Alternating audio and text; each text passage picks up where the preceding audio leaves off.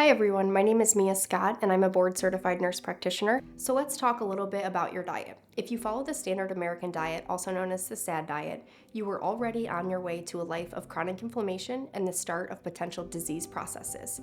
If you suffer from brain fog, chronic fatigue, GI disturbances, sleep issues, autoimmune issues, any chronic disease process, you would be amazed on how your body can make an entire 180 change with the diet. Let's think about it.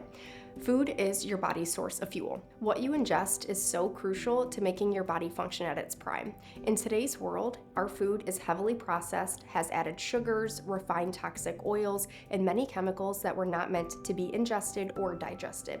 Every single meal, you are either fueling inflammation or reducing inflammation. Here are some important main tips that we suggest to help make a huge impact on your life. Avoid sugar. Yes, this may be obvious to some, but a lot of people don't know how much added sugar they're really consuming in a day. It is everything. Focus on natural sugars from fruit and avoid added sugars. These will include high fructose corn syrup, fructose, aspartame, and many more. The average American consumes around 60 pounds of added sugar a year. To give you a visual, this would be 6 10-pound bowling balls. So, what if you eat a lot of sugar? Is it really that bad for you? Yes, sugar can disrupt the microbes in your gut, feed cancer cells, cause major inflammation, which then can start other disease processes and so much more. Also, your brain and gut talk to each other throughout the entire day. You know those sugar cravings that you get? This can actually be the bad bacteria telling your brain that it needs more for survival. The less of the bad foods that you eat, the less you will crave them simply because some of the bad gut bacteria just can't survive without it. The second thing I suggest is changing in your life is to avoid seed oils. This is a very controversial topic, and some will tell you that they are fine to ingest. They are a heavily processed byproduct and should absolutely not be in our foods. These are industrial processed fats that can only be made from heavy machinery. It is a very long process pressing seeds and adding an enormous amount of chemicals to make them ingestible because they can be so rancid.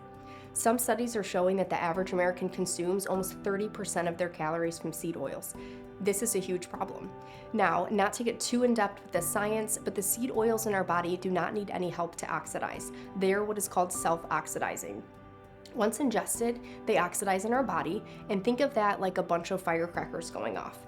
During the oxidation process, they create large amounts of inflammation to our body and blood vessels. This can wreak havoc on our entire vascular system and gut health. Unfortunately, this can be a very tough thing to avoid. They are in everything. If you go to your pantry and start looking at some of the ingredients, I'm guessing about 90% of your pantry has oils in it, like canola oil, vegetable, sunflower, palm. These oils should be avoided at all costs. Stick to the oils like olive, coconut, and avocado oil, and always stick to home cooking. Another good thing to avoid is processed carbs, specifically gluten-containing foods. In America, our crops are heavily sprayed with glyphosate, and it's not so much the gluten itself that can hurt our gut microbiome, but the way that the Jesus Christ. Yep. Yep. In America, our crops are heavily sprayed with glyphosate, and it's not so much the gluten itself that can hurt our gut microbiome, but the way it's processed in the US. These would include breads, bagels.